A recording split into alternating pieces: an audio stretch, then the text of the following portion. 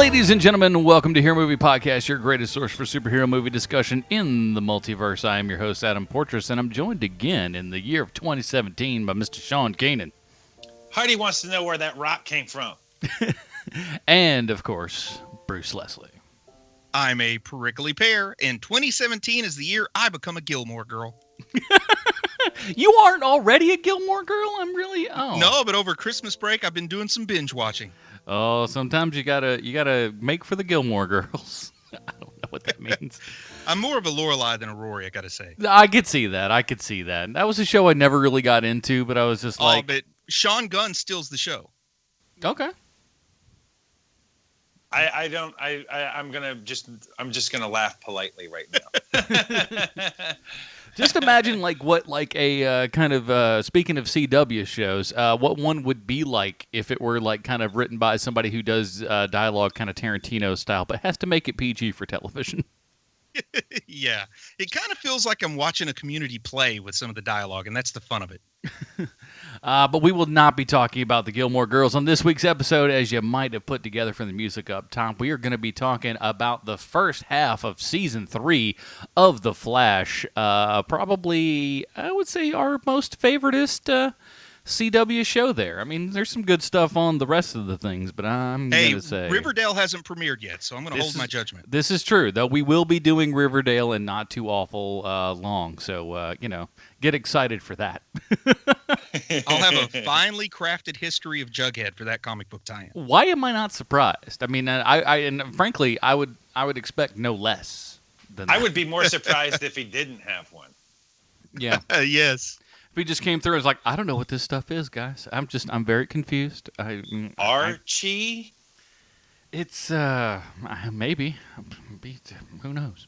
But thank you guys so much. And we wrapped up 2016, so we're barreling on into 2017. And we're, I don't know about you, but I'm super excited about it. And we have, we started off with an email here. This one is, from Marcus. It is entitled, Proud to be a fan and supporter of the show.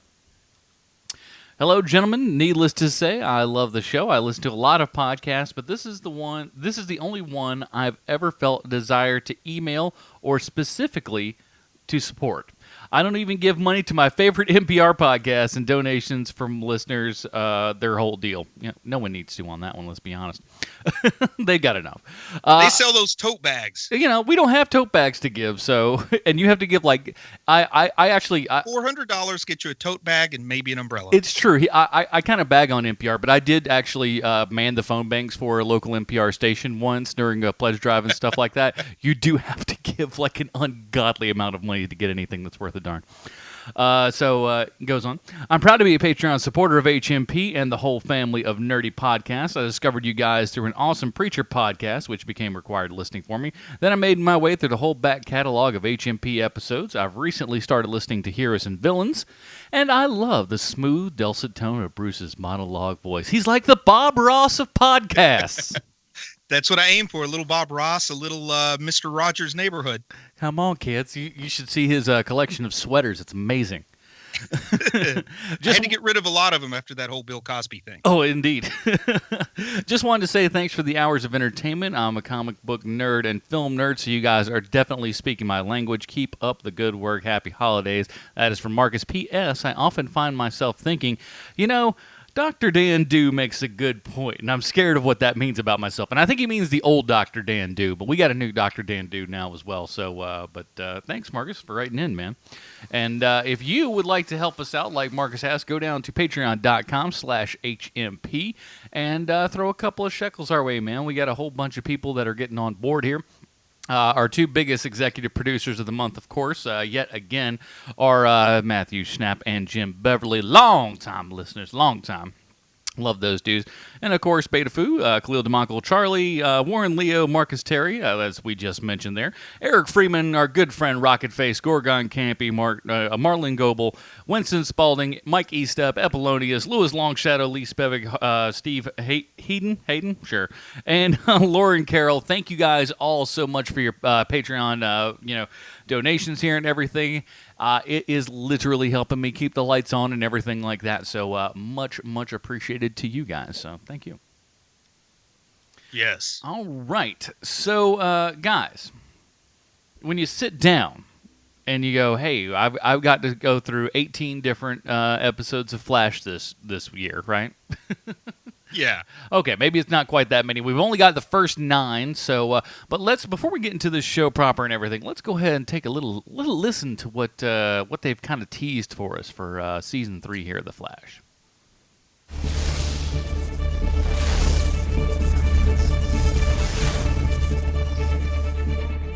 There's only one thing I know about life.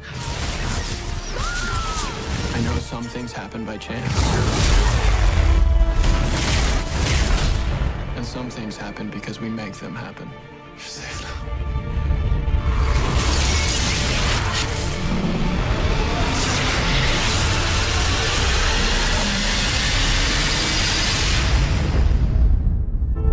I'm finally free. I'm home. Hey, Slugger. There's my beautiful boy. Is everything all right? Everything's great. You look really familiar. I've seen you before, haven't I? Barry. Barry. Barry Allen. Right. It's fine. Sorry. Some people are just meant to be in your life. Hey. Who the hell is this?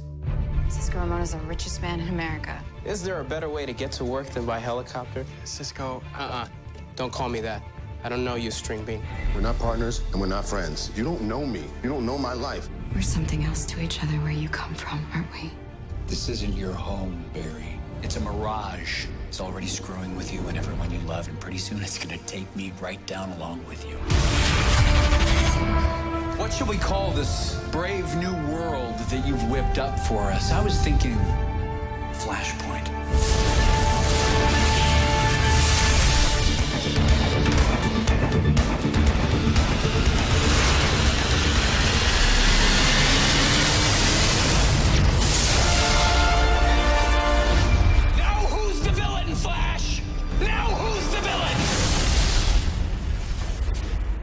All right, that was the trailer for season 3 of The Flash. We'll be reviewing the first 9 episodes here. My guess is our friend Bruce has a little bit of a comic book connection for this one. What do you got for us, Bruce?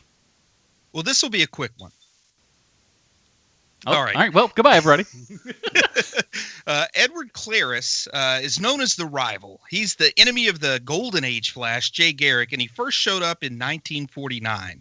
Now, Claris was a professor at the university that was attended by Jay Garrick. He was a student there, and he happened to recreate the formula that gave Garrick his speed, but he called it Velocity 9. Now, he heard one of the other students talking about how the Flash gave his speed to one of his friends, which helped him develop the formula. So Claris became bitter. He was bitter at the scientific community's rejection of his claims, and he decided to become a criminal. And he became a darker version of the Flash. He had a mask over his head. Like I said, called himself the Rival, gave the formula to other criminals. He just ran amok all over old Keystone City. Now, eventually the Flash did manage to catch him, and he was jailed, and he disappeared for a nice long time.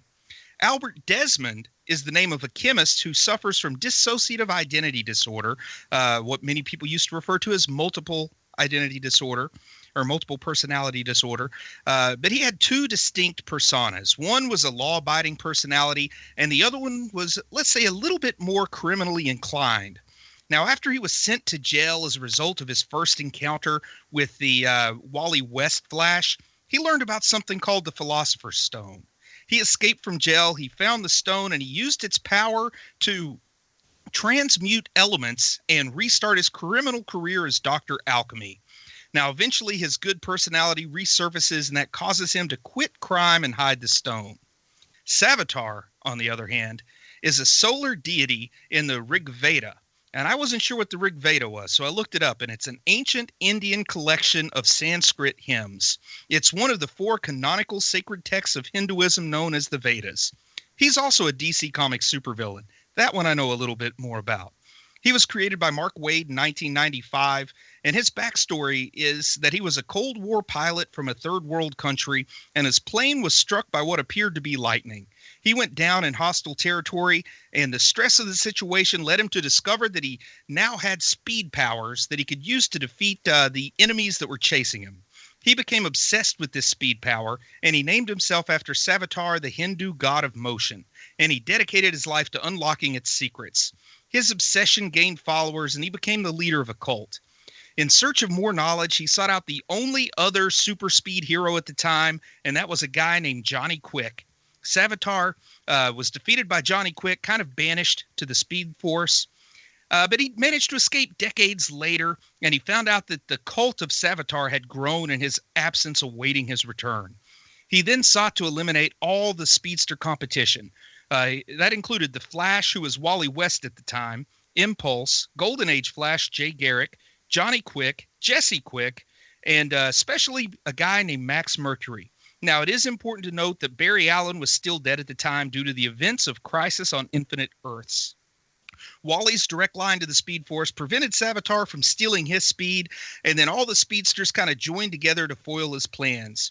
He was sort of hell-bent on at least destroying the world in retribution against Wally West, and this led him on a worldwide race of destruction until Wally managed to corner him and give him what he wanted. He merged him with the Speed Force, sending him away forever. In the Flash Rebirth miniseries, Savitar somehow escapes from the Speed Force again, but he's run down by the recently, let's say, resurrected Barry Allen, and when Barry touches him, somehow his body just kind of disintegrates and leaves a pile of bones behind. So I guess the take-home message should be that in the comics, Savitar is in no way the offspring of Ultron and a Michael Bay Transformer. Darn it. It looks so Transformer-y, too. Yes. Would have been dope. On the TV show. So yeah, here's the so again, this is going to be spoilers for because I'm sure we'll have to track back a little bit here. Seasons 1 and 2 of The Flash and the first 9 episodes of Flash season 3. Which, if they're cool with the season 3 spoilers, I would assume they're cool with the rest. You never know, man. I just like that's true. As soon as you think you know everything's like, hey, man, I thought you were just gonna be talking about season 3. I didn't need spoilers for seasons 1 and 2. Who is this Flash person, and how did he get these powers? And you spoiled it all for me, you jerk. There'll be somebody that listens to the second half of the season and gets mad that we spoiled the first half. Well, this much is true. That's how the internet works, I think. So we were pretty high come the end of season 2 and everything, and them really kind of getting in and actually doing Flashpoint and everything, which was kind of a bold idea, really. Yeah, and Sean kind of called that from the beginning of season 1, right? Yeah. Almost, because they said that they could use it as an out for if they wanted to get him into the DC cinematic universe. Now, if only that actually happened. They squandered that already, but as we can see from season 3, they're not going to have any issue at all because they've been mucking with timelines now for 2 years, and that's fine. I mean, that's part of it, and it's cool. It's part of the cool. It's one of the cool things about this show, actually. I like before we really get into it, I want everyone to know this. I like the show, but I have a lot of problems with the show. But I like it. I'm not trying to make a pun here, but I don't know how else to put it. I feel kind of like they rushed into Flashpoint and then rushed kind of out of it. No, I mean, it feels like there was a writer's change. Like there was a bunch of writers in the writers' room who left, and they brought in new people, and those people were like, "We don't want to write that. We want to write something else." Is what it feels like. Yeah, it didn't seem to have the kind of consequences I was expecting. Right. I figured that we would be messing with that for the entire season 3. And we haven't at all. But now they kind of have that as the trope in a bag that they can just pull out anytime they want to change something in the continuity of any of the shows now. And it's also, and I would imagine that that's probably going to happen at some point here, is that he's going to marry Iris or whatever, and things are going to be amazing. And then he gets pulled out of that reality, and he goes back into the one from season 2. Yeah. It always seems like there's like kind of the Flashpoint C story that could come up at any second. Yeah, very true. Agreed. And it's given him a way to bring Eobard Thawne back, which I think's been a nice touch across the CW family of shows. Yeah, that was a nice touch for sure. I will say this before we get into, I'll speak in generalities here first, if that's all right with you guys. Mm-hmm. Absolutely. I cannot stand the other CW shows now. I've gone from this is okay, like I'll watch it if I have nothing else to watch and I just want to watch some stupid TV, to I cannot watch this at all anymore. Whether it's Legends of Tomorrow, Supergirl, or specifically Arrow. Arrow has gotten so unwatchable that I can't even, I won't even bother trying to watch it anymore. Oh, I like the new influx of characters over there, but we have separate tastes. I'll be honest, because I pretty much only watched The Flash, despite me being the only person that really actually liked on the first 6 episodes of Legends of Tomorrow for the first season there. I had him on the DVR, but never really caught up. So it's like I liked it, but I didn't love it enough to like keep on it week by week, But honestly, with where this season goes and everything, I kind of do want to go back and kind of rewatch the stuff that I missed. I'd never really gotten much into the Supergirl stuff. I mean, it was just honestly, it was mostly the CBS thing at the time. But I kind of and I got a little bit of time coming up here with which to be able to do it. So, but with the crossover and everything, it felt like I kind of it's honestly it's the comic book nerd in you coming out going, well, I don't normally read these books, but I'll go back and do the other stuff so all the pieces fit together right, And that's exactly why they have crossovers, both in comic books and comic book television. Oh yeah, but it's made me go, oh, I've picked up these books. Well, I might as well go back and kind of see where stuff kind of started and everything lays into place. So it's been working on me. Well, good, man, good. But, so we kind of start out, so the first episode is entitled, get this, Flashpoint. Yeah, and it kind of shows us the way that the world has been changed once Barry went back in time and stopped the death of his mother and apprehended Eobard Thawne. Makes it back to present day. Suddenly he doesn't have his speed anymore, but Wally does. Yeah, this was I like this episode because this also reminds me, and we'll cover it at some point, I'm sure. One of my favorite Batman the Animated Series episodes, where Bruce wakes up and he realizes he's not Batman anymore, and we'll talk about that at some point. But this kind of gave very echoes of that great 22 minutes worth of television. Is that the one? I won't spoil too much, but is that the one where he wakes up and he's married to Catwoman? I don't believe so. Okay, I'm thinking. It's been a while since I've seen it. Episode. Yeah, there's one where they introduced Damian to the animated stuff. No. This is like way earlier. Yeah, this was like a pre-Damian, but yeah. Anyway, back to The Flash. I'll say this about the pilot. Well, it's not the pilot, but the season premiere episode is I did kind of get a kick out of the fact that Caitlin Snow was an ophthalmologist in this Flashpoint world. Children's one, no less. Yes. We don't get a whole lot of ophthalmology love in the CW shows. Or anywhere. Despite your vigorous letter writing campaign. We keep getting this. Are you still waiting for that deep dive show, Bruce, where it's like ER, but it's just with eye doctors? I'm working on a spec script now. It's called The Eyes Have It. Mm-hmm. Does it take place in 1978? Because that's where that title belongs. I'm in talks with Peter Hooten to star. Ooh. Oh man, I'm in. Already on board. But yeah, I'm always surprised, and I'm surprised at the complexity that kind of that CW I maybe allows might be a weird word, but these shows don't really back off of the we're going to make things complicated,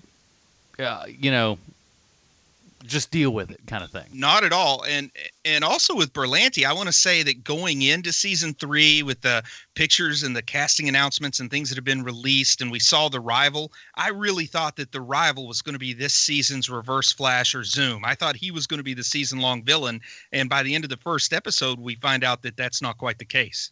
Which I think is a good thing because, honestly, the first 2 seasons, we've really been dealing mostly with, with speedsters and stuff like that, which is fine, but I think we need more. I think we need more kind of variance with characters. And I thought it was kind of a bold move to layer it. We have the surface villain that gets promoted preseason that's Rival. Then we find out about alchemy near the end of the first episode. Then as these 9 episodes unfold, we find out there's a third layer of villain underneath it all. It's when the did we get to Chunk?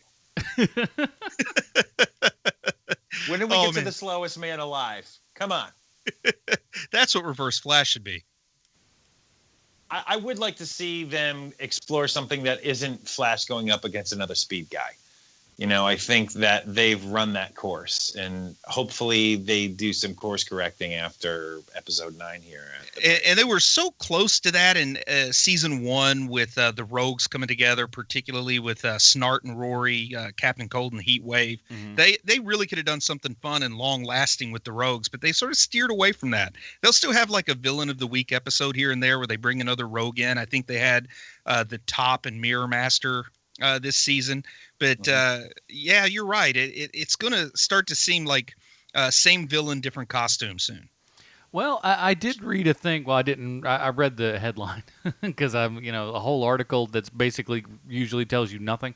But apparently they're going to be they're doubling down, man. They're going to be bringing a lot of Grodd back. So.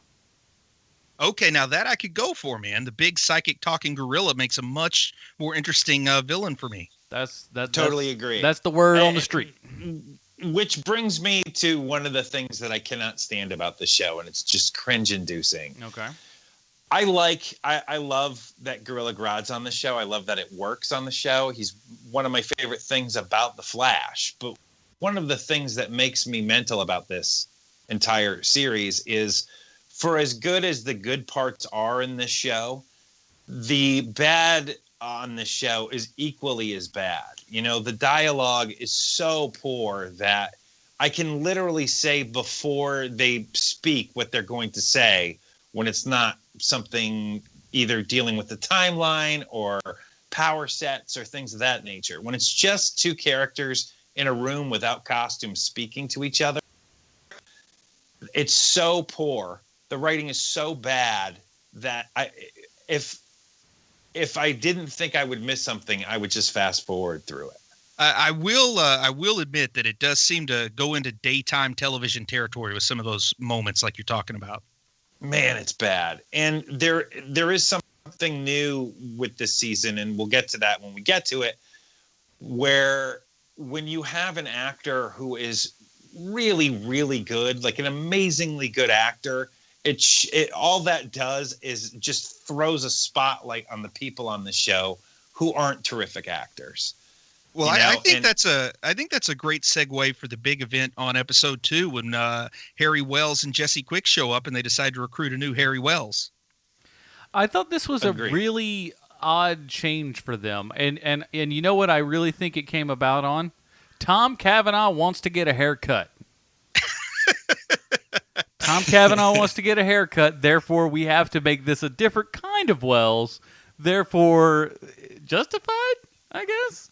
Because what could he really have done that the regular Wells, who then just promptly disappears, couldn't have done himself? I thought, we're going to get 2 Wells, and this is going to be interesting. No, Tom Cavanaugh got a haircut, and they just needed to replace him with another Wells, and he just wanted to stretch those acting muscles a little bit more. It felt like that to me. That's interesting because the feeling that I get from it is that it literally is, hey, let's see what else Cavanaugh can do, is what it feels like to me. And I also like the idea that the writers have written themselves into a corner where it's easier to go to Earth 19, open up a portal, bring in a new version of Wells than to just say, I decided to get a haircut.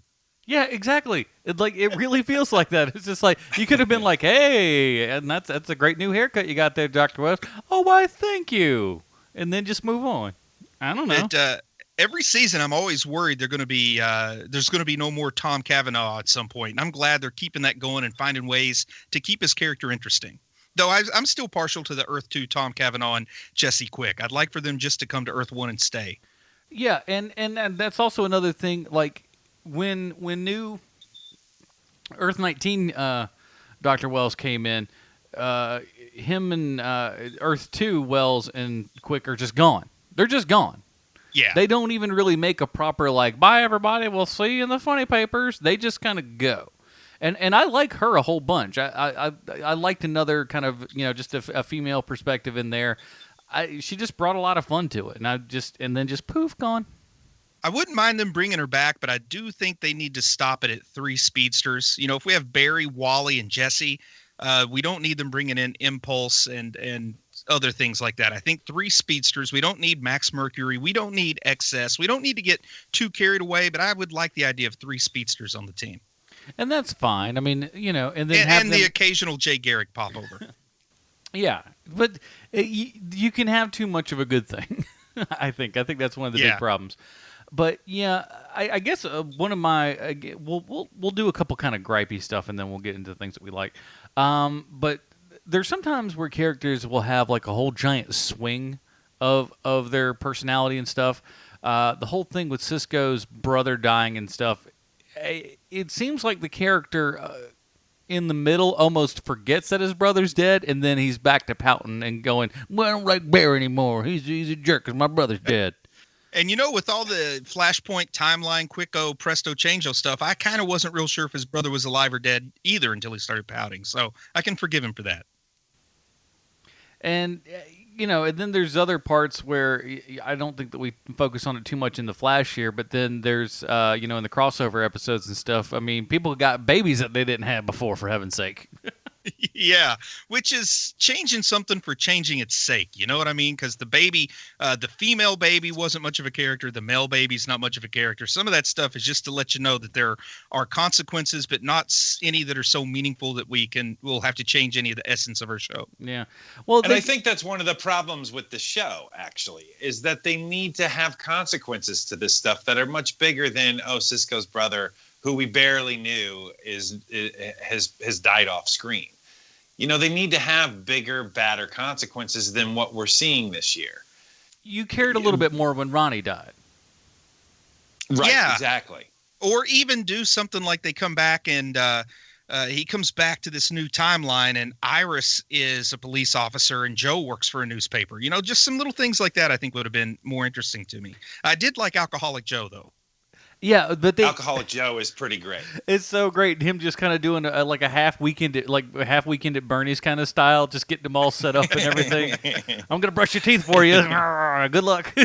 I like that. But it's like that kind of stuff is all in there. But you're right. It needed to be. It felt like it should have been a little bit more topsy turvy because it really did all come down to a lot of like, but Barry, but you don't know that they don't talk anymore. Like it's a lot of like really kind of stilted dialogue like that. That's just like you could have done something different that really made you feel it, as opposed to just going, "Here is the thing that I have to tell you." Ta-da! Well, it is the weakest part of the show. The performances outside of Joe and Barry, the performances are lackluster from time to time. I mean, Tom Cavanaugh aside, of course. Yeah, he's the shining star for me. Without a doubt, he's perfect for that role too. But everyone else in that room, in the headquarters of the Flash, everybody else in that room, their performances aren't particularly strong, and they'll have a moment here and there, but when it just comes to like the day-to-day stuff, it's like, I can see you reading from the script basically. And something that got sort of under my skin, got into my craw a little bit, is they've got me kind of interested in what they're doing with the first 2 episodes. Then the 3rd episode rolls around and it's totally a villain of the week episode that doesn't really tell us anything new, doesn't build on the season arc at all. And that kind of seemed odd to me at the time. It's an evergreen episode. That's why I'm sure that they I really, now that we're talking it out here, I'm almost certain that they had a writer's room change at some point. Yeah, and you know they have they've changed the top to a female from a male. I think they changed the name from Roscoe to Rosalind. But we have the top and the Mirror Master, and I think Jesse Quick is still hanging out and helps him bring those guys down before she goes never to be seen again back to Earth 2. Right. Gets a new costume, which is cool. I do like the Mirror Master episode. I thought that was a pretty good way to get around that, because it seems so cheesy when you're reading it in the comic book. And they did it well in this. Oh, yeah, and the top. I mean, talk about a character that I don't think had any business being on TV. You'd mentioned the top, but they made the top a little bit more like Count Vertigo, and it was fun.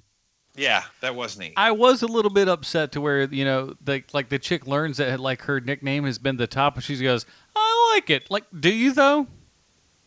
That's not the best of nickname. Like, someone should have just been the top. What does that even mean? And then they get explained. Oh, hey, I mean, I guess a lot more fun if the guy was nicknamed the Bottom. I was just very, very confused. She was just like, "Oh, that's not a bad name." Yes, it is. It's horrible. Also, Bruce, if they called the guy the Bottom, that would be a totally different power set, and the costume would be different. oh yeah. But it's also, I guess, at the end of this, well, it's maybe the next episode, the 4th episode, but we start getting a glimpse into the emerging powers of Killer Frost here, where Caitlin has to start coming to terms with the fact that maybe she's doomed to being a villain. Her and Cisco all got this, like, I can't tell nobody about my special abilities gene going on, you know? Yeah, and I do think that the little wristband thing that they came up with is a nice device so they can have that power whenever they need it, but they don't have to pay for effects every episode. Yeah, it's a pretty good idea. Let me put the governor on this, and we'll just make sure that everything stays okay. And I still don't know how we got to the last scene where it's just like, so, okay, I get it. You have frost powers and stuff, but somehow that can get snow to the entire city? And okay. At some point, I guess we got to talk about Draco Malfoy. Well, that's exactly where I wanted to head, because he is a terrific actor, and when he is in the room, and you know, when Tom Felton's in the room with the other actors, he is so good, and the character, you know, he's basically playing a version of the character that he's been playing his entire life. True. Yeah, but he's good at that. He's very good at that. And he has one key subtle difference too. He has kind of a beard this time. Well, he is a man in it. I was just waiting for him to say Potter. I mean, Alan. Sorry. I kept looking for the Slytherin tie to make an appearance. Hey, man, but when they came out with the Philosopher's Stone itself, you're just like, oh, come on now. Brilliant. If it weren't straight from the comics, I would have rolled my eyes. But it is straight from the comics. So though cool. It could have been some stunt casting there. So cool. I thought he was. I think he's great in this. Do you guys like him in this role? I think he does exactly what he's supposed to do, which is make you not like him. You know. I think he's doing a great job, and I can tell he's doing a great job because I find the character annoying by intent. You know, he's supposed to be sort of a nefarious character. Right. And he's a jerk from Go, and it's kind of fun. What about one thing, though? What do you think? What do you think, Adam? He's a jerk from Go, and that's what's kind of fun. He just kind of like automatically, he's already just like, look, Barry, you get on my nerves. I don't like you being around here. You know, just go away. He's the guy that's running the department now, and Barry's just getting in his way. Yeah, and I guess was Draco created by Flashpoint? Like, did he just show up with no explanation, or did they say, "Oh, yes. Look, it's the new CSI"? Yeah. No, because remember, there's that entire episode where he and I think it's 2 or 3, where Barry is just dumbfounded that this person is in his lab. And not only that, but the guy doesn't like him, and you know, he's calling him out on stuff, and to me that is a vastly more interesting character arc than what's happening with Cisco right now, because I don't want to jump too far ahead here.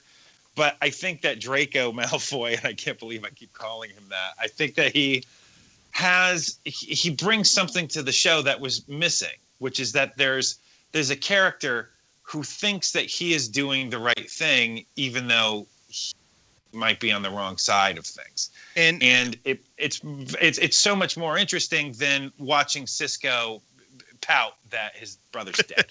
And here's how the terms I would put it in. I think that Julian, which is Draco Malfoy's name on the show, which by the way is not his real name. I can't remember the actor's name, but Julian is essentially a low-level X-Men villain. He's the guy that hates the metas. He refuses to think that any meta can be good because he's known a few bad ones. I mean, that's a plot straight from the X-Men, isn't it? About someone who hates mutants, all mutants.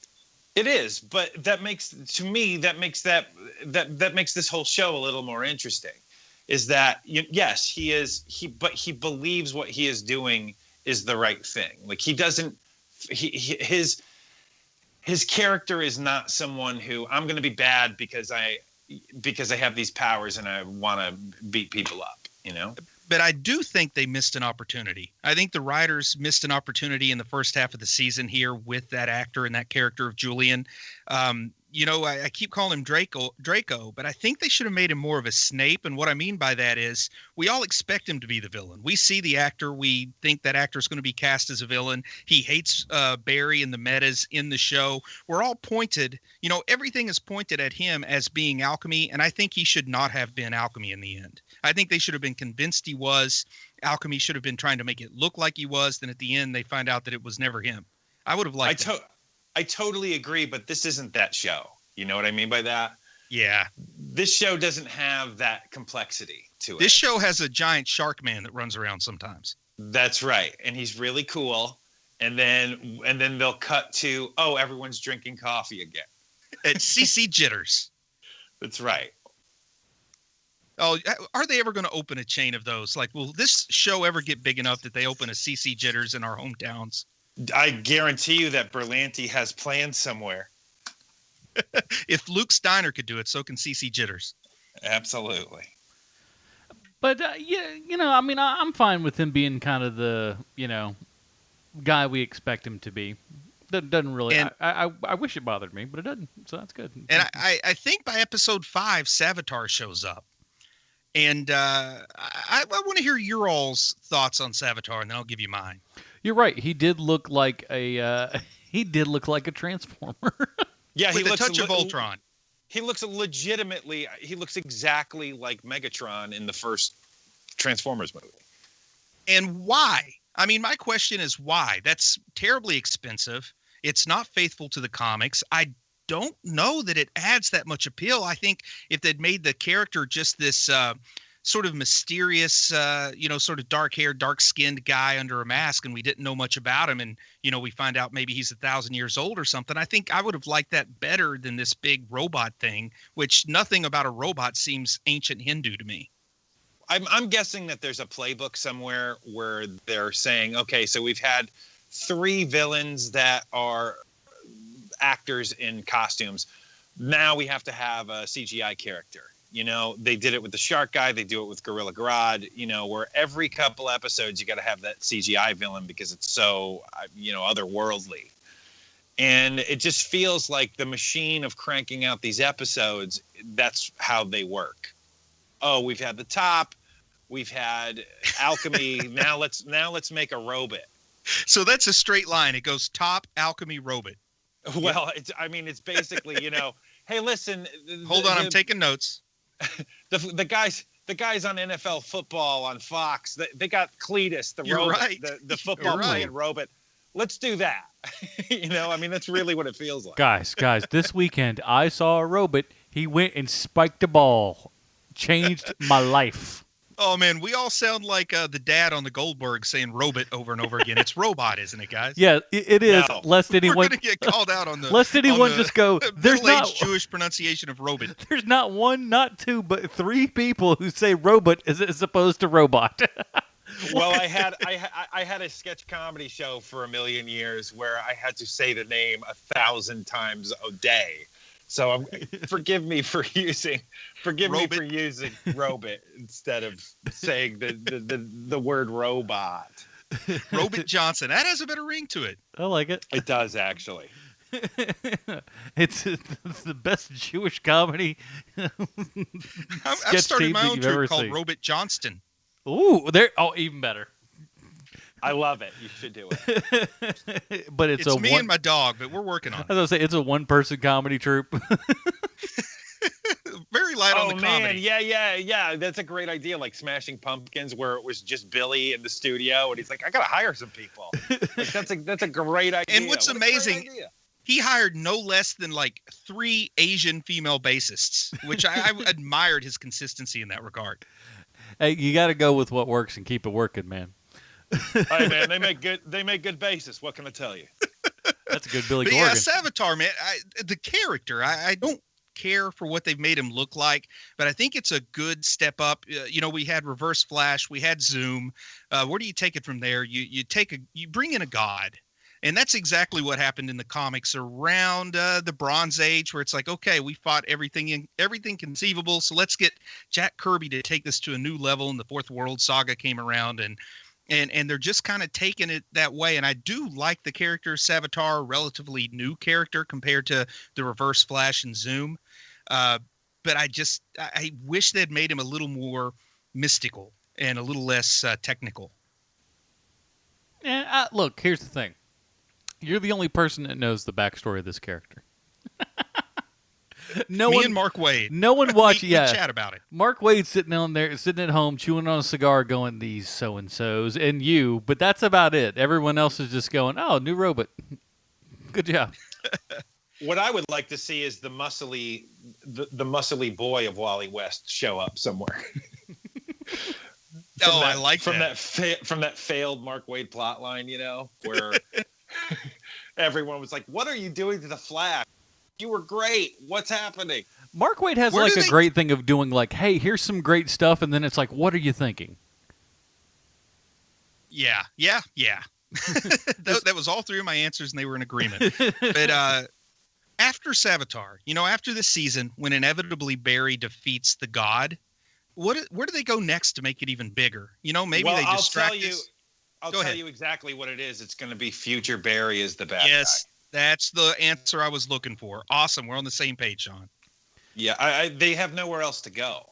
Well, because they do get a message from like a 40-plus-year-old Barry from the future just going, "You made a giant mistake." And I'm like, we've kind of known that for a while now, that he made a giant mistake going back. Yet he's still in the future going, "Man, I really screwed up. Better tell myself a thing in the past going, hey, buddy, you really screwed up." Don't send it back even further to where he cannot make that mistake. But just tell him later on going like, "You screwed up, pal." Do you think they'll ever reach a point where they'll give Barry kind of the Oracle treatment? Maybe they'll make him paralyzed for a while and he's in a wheelchair and he has to be like the sage advisor to Wally? Tom Cavanaugh's like, "That's my gig, player." Because we already know the way that this show works, they'll do it for maybe 2 episodes. Yeah, much like what they did with Felicity over on Arrow. She was in her wheelchair for like 2 episodes and then mysteriously cured. I don't know of that show. That show does not exist in my world anymore. It's the one with the handsome guy. Oh, that one. I did like the I did like the bit where in the crossover episode and everything, Iris finally figures out that Oliver is Arrow, and she just goes, "Oliver Queen is Arrow?" He's like, yeah. She's just like, "Oh, he's so much hotter now." So she's got a vigilante tight, man. Now, do you guys like the idea of the Philosopher's Stone? The idea that there's such a simple way to defeat Savitar, yet they still seem to struggle with it? I don't think that that's going to be the case. I think that it was a stopgap measure, and we're going to run into that again and again and again this year. I thought it was a good way to explain why he had to go all Voldemort. I mean, we're just rolling with the Harry Potter now that they brought Draco in here. That's their fault. But I like the idea that he's still got such a glaring weakness or vulnerability that he needs to act through proxy agents. That explains the need for alchemy. That explains the need for these flashpoint metas that alchemy can somehow access across the timelines. I like that. And the Philosopher's Stone is historically alchemy's thing, but I like the way they've tied it into Savitar. And the nice thing too is that you do have somebody that's as good enough of an actor as Tom Felton to be able to give that kind of like, oh, I didn't know I was doing this kind of thing, and you actually buy that, and that it's not some just a line they're reading. His name is Tom Felton? Yes. Yeah. That doesn't sound like an Englishman. That sounds like the guy that changes my oil. Hold on. Tom Felton. Better? Oh, much better. There you go. Thomas Felton. Oh, Felton. He's not one of the NSYNCs. But no, it's really good. I like him in there, and you're right. Just having a really good actor in there can only do a couple of things. It either A, brings up everybody's game around them, or B, shows everybody for the fraud of which they are. Right, and that is what happens. And I wish they had rearranged their season just a little bit so that the crossover was the last week of the season, because we have that crossover that throws us a little bit askew. Then we get the mid-season finale after that. I wish they'd reversed that order so we could have a mid-season finale, then let this just kind of be like a bonus episode. It wouldn't have wrapped up with Christmas at the same time, which is such a dumb reason to have that be, which is what it was, clearly. Well, I think what we're looking at here is a scheduling conflict, and that's why they did it when they did it. And it's the only reasonable explanation, because if you are a right-thinking person, you would absolutely put this at the end of all of their seasons, or at the beginning. I was about to say, or at the beginning of the second half, to where you're just like, hey man, so you're gonna want to watch all of this, coming up for the next couple of weeks, because I think putting it at the mid-season or the mid-season ender and everything, that could also be like, oh well, a couple weeks will go by at this point, and I'll be like, oh, I don't really watch that show, so I'm not going to watch it anymore. Whereas if you did it, right at the beginning, you might catch enough people to go like, hey, this I might dig on this. Let's go back. It would have been a beautiful launching point for the second half of the season, and you launch your second half a week before everybody else launches theirs. You know what I mean? And give us this crossover. Kind of package it as a separate thing, and then you can sell your own little DVD or Blu-ray that has those 4 episodes on it, and you don't have to worry about where they fit into the whole schedule if you're trying to reconstruct the season. Oh, you just go Doctor Who style. This circus is sure going to look different when we're in charge. Oh, there'll be way more clowns and way fewer human cannonballs. But anyway, let's talk about the crossover episode. I don't know how much there is to say, because we're just covering one part of what was really a 3-part crossover, not a 4-part crossover, and it didn't really tie into much other than they dropped a few flashpoint facts on us. Yeah, and you had the basic kind of alien there for all 3 of the big ones and stuff. So kind of. I mean, the Dominators, that comes from this alien invasion storyline from the comics, like 86. I'm thinking I might be off by a couple of years. You're right there, though, Bruce, because this is exactly my time of just being so deep into comic books is around this era. And I thought they did a great job with the Dominators. I thought they looked great, at least on the Flash episode, because I didn't see the others. Yeah, and they even had sort of like a picture that somebody drew that looked exactly, I mean, not like similar to, but it was just a picture of the comic book version of the Dominators, which was a nice touch. Yeah, it was good. I thought they were by and large pretty good. Sometimes the CGI was a little bit on the shoddy side, but it's, I mean, again, it's network television, and they got to produce 22 episodes a year, Yeah, I thought they did fine. It's tough. Yeah, I thought it looked great, man. But I don't have an eye for that. I've said that more than once. But I liked it well enough. I thought it gave enough kind of flesh out to all these other people. And like I said, it did the job for me. I'm like, man, I need to go back and start watching those other shows again, because I had enough of a fun time. And I kind of like the idea. It's sort of inevitable when you have a big superhero crossover thing that there's some mind control going on, so you have an excuse to have 2 heroes fight against the others. Oh, of course. And that's some of the best stuff of it. Now, Bruce, let me ask you this, because you've been watching Supergirl regularly, yeah? Yep. So is the new Superman stuff, is that good? Not in my opinion. No? I've heard good things. He was on for the first 2 episodes of the season, and just gotta say that he doesn't feel like Superman to me. Especially when I wait a couple nights later and see Brandon Routh as Ray Palmer and think he was a better Superman. Well, yeah, because that's sort of what I've heard. Is like it's like he's not really a great Superman, but yet it somehow kind of works a little bit because it seems like, and again, I not having seen it, I'm just going by kind of what I've heard through the grapevine, but it does seem like he's got a bit more of the Superman characteristics than, say, the Zack Snyder movies would. But he looks like Superboy. I'm just going to put that out there. Fair enough. He does look young.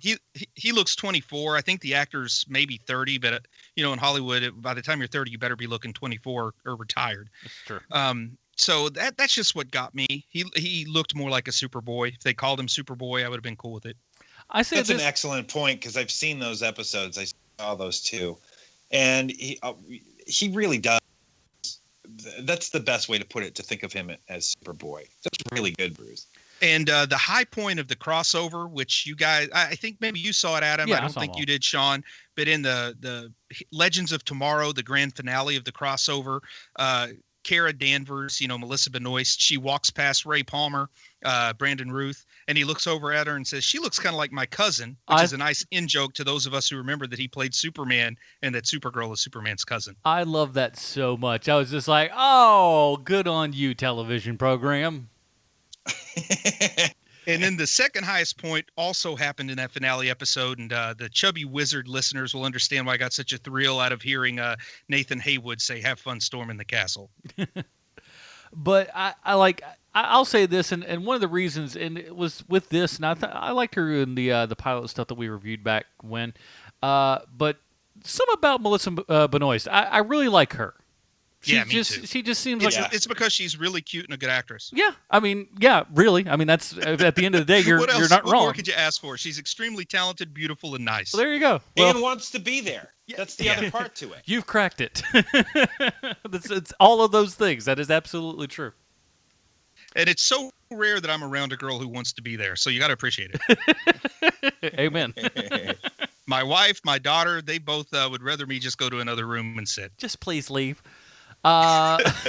So Killer Frost, let's touch on that before we kind of start closing stuff up a little bit. What do we think about Killer Frost? Because part of me is just like, I really want to get into it and have that needs to become something by the end of this season. And if it doesn't, I'm going to be extremely angry. I would love her to be that full-blown villain that Barry has to stop to save everyone in the city from dying, but at the same time, he's got to do it with a soft touch. He doesn't want to hurt her. And there would be no better time to find out that Flashpoint has resurrected Robbie and have him come back as Firestorm and be the one that has to stop her. Oh, there you go. I like that.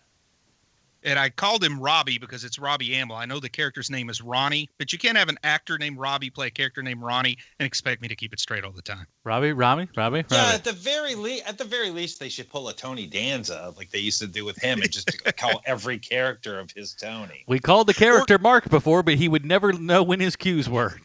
Or they could go the other way around and make Robbie Amell change his name to Ronnie. I'm happy with that too. Yeah, sign these papers. You have to change your name in order to be on our program. He's like, but I'm only going to be on it for a couple episodes. Do it. It seems like he's trying to distance himself as far as possible from all of these things, though. I don't know, man. I don't know.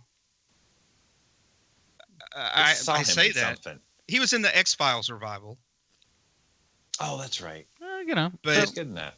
I thought that his public statements are that he's totally open to returning. He just left to do that X-Files thing, which, I can understand that.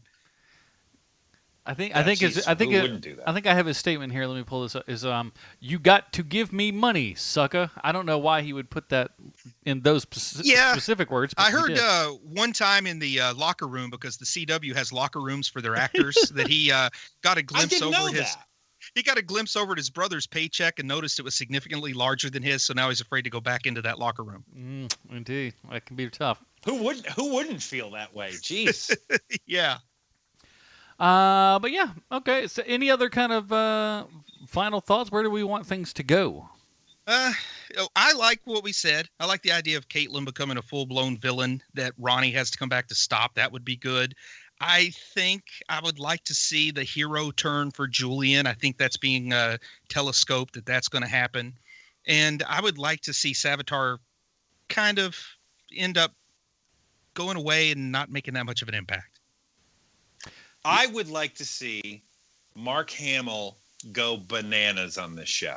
Did you see the episode, though, where Barry goes to Earth 2 and Mark Hamill is robbing a bank and has the bombs around him and Jay Garrick tries to stop him? Mark Hamill was phenomenal in that episode. He's great, and he's got the giant teeth. He looks awesome. Pour it on a little Joker in there. It's lovely. Yeah, that's what I was going to say, is this Earth 3, I think is where they are, not Earth 2, but this Earth 3 trickster is Mark Hamill's Joker. I mean, there's no trickster to it. The voice is pure Joker. The look is pure Joker. I'd like to see more Jay Garrick around. I love John Wesley Shipp. Mm-hmm. I've got my nice autographed picture of John Wesley Shipp and Mark Hamill up on the wall. John Wesley Shipp did a bunch of working out in the off season. Jeez, he looks great. Yeah, he canceled a comic convention when he found out he was getting this larger role, and I figured it was because he needed to get into shape. Well, it worked. Good job by him. He's like, man, the gym at the Marriott ain't got what I need. Yeah, he can afford that Gold's membership now. Yeah, he went over to somebody we'll talk about in a second. It's just like, hey, what do you got over there that's doing this for you, Mr. 70-year-old man? I need some of that, even a small dose. Stallone hasn't been shy about that. He freely admits to. The secret is eating fresh moose placenta. Is that right? No more than 20 minutes old. It only works if you actually wrestle it out of the moose with your own hands, though. That's because it's like you're stealing its spirit.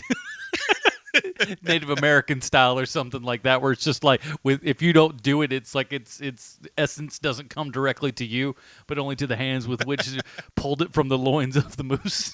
I like that. Hold steady, Bullwinkle. Oh my gosh. Well, we've already mentioned him. Now it's time to bring him out in full force here. We have to find out how the Flash relates back to our good friend Sylvester Stallone. Hey, thanks, Adam. I got a prepared statement. Oh. Mark Hamill has played the trickster for so long that Grant Gustin was 1 year old when he started playing that role. Gosh. And while Mark Hamill might be known for bigger roles and bigger movies, he seems to genuinely love playing the trickster, which can't be said for other cast members on this very show. But I'd be neglectful of my duties as a nerdy nerd with comedy bits if I didn't address the elephant in the room, which is Mark Hamill's most famous zeitgeist turn as Kenneth Dantley Jr. in Corvette Summer. I think everyone listening to this podcast remembers exactly where they were the first time they heard Mark Hamill say the line, "Mr. McGrath, you a dance monitor? You look like something off the Lawrence Welk show." Classic. Everybody remembers Lawrence Welk. That's a timeless joke. I've never actually seen Corvette Summer, but when interviewed about it, Mark Hamill insists it's a romantic comedy.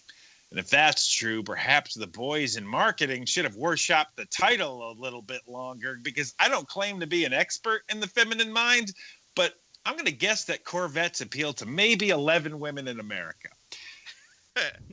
You know what else? You know what else doesn't send ladies into a lust spiral? Talking about the Muppets. And that's exactly what I'm about to do. So keep it in your pants, ladies, and remember, I am not available. You see, Mark Hamill was on the Muppet Show as the guest host one week, and if you've never seen it, look it up. It's what you wanted the Star Wars Christmas special to be. It's weird, it's funny, and while there is no Boba Fett cartoon in the middle of it, B. Arthur is also not with a song. So it's got both pros and cons. And you know who else guested on the Muppet Show? John Denver.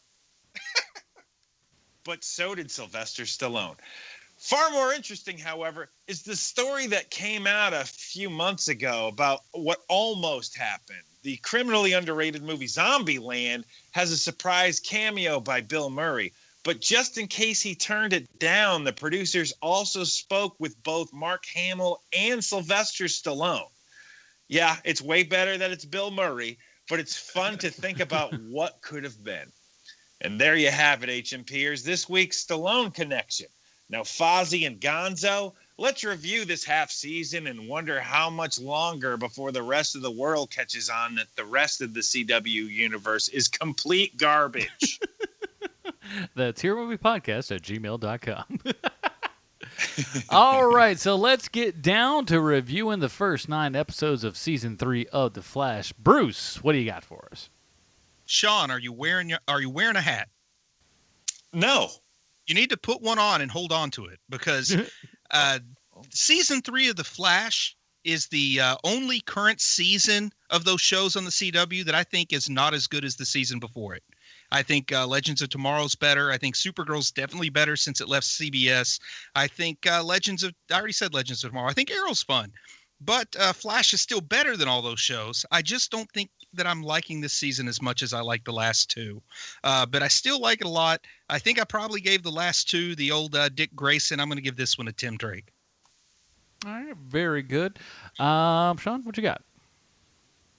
Well, first of all, I'm glad I wasn't wearing a hat because I would have torn it off my head and thrown it down on the ground with disgust. I'll show you. I was hoping for a magician's top hat. Well, I do have a little bit of a Slash vibe to me. I think that I'm pretty much in the same area that you are, Bruce. It's a high Damian Wayne for me. This show is starting to show signs of. I can see the mechanics behind it. The first 2 seasons of the show, it kind of zigged and zagged, and it felt different and fresh. And the dialogue wasn't great, and everyone's always drinking coffee all the time, and will they or won't they, and all that garbage. But the stuff, when it was good, it was great. And that's still the case with this show, where when it's good, it's really good. But when it's bad, it is so bad. And it seems like there's more and more of those bad moments with this show. And there's the other part to the show, which is that it's sort of embarrassing to watch from time to time. It is. It just is. So for me, it's a high Damian Wayne this year so far. Okay.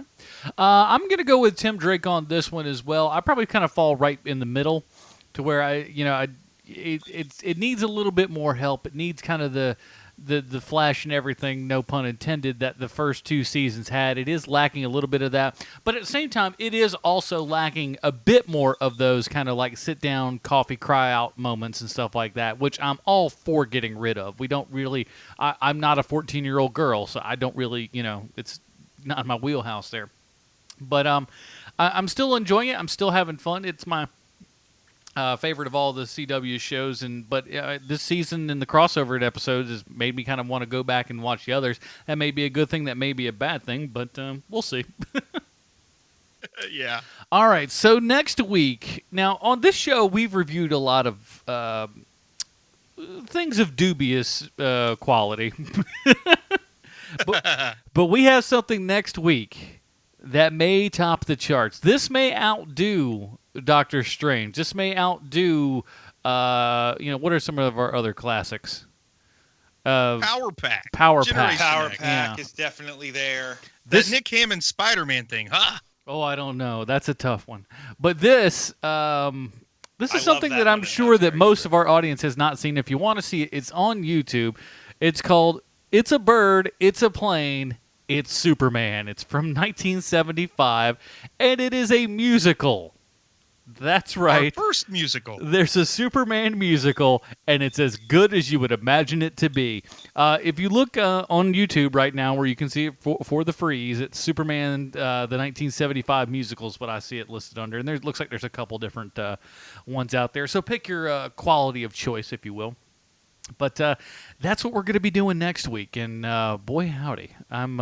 If you guys promise to focus on the music, I'll key in on the dancing. That way, we'll have a good, well-rounded review. I always said it. Bruce has the dance moves more than anyone else. We all know that. It's kind of a given, really.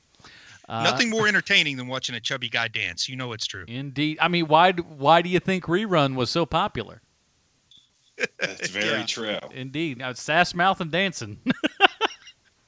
All right. So in the meantime, Bruce, where can we find more of your work on the internet this week, sir? Chubby Wizard, chubbywizard.com. We keep pumping out episodes talking about the week's comic books and other things of that nature. Taking a little bit of a holiday break on Heroes and Villains, but it'll be coming back strong here soon. I've been enjoying the holidays, working on something else, another little project. But Heroes and Villains will be making a strong comeback with a character other than Santa Claus for the next episode. And, of course, Mr. Keenan. You can reach me at my new website, sassmouthanddancing.com. You can also reach me on Twitter at Hero Movie Sean. And, of course, we got HeroMoviePodcast.com and Patreon.com/HMP, iTunes, all that kind of good stuff. You guys know what it is. And Film Find coming back again. We did an episode about a week ago. I had to move, so I couldn't do another episode, but we'll be doing one yet again. But if you'd like to hear me talk about the top 10 movies of the year with my good friends on Outside the Cinema for about 3 hours for that episode, why don't you head on out and look those guys up as well. That's Outside the Cinema, so good stuff over there as well.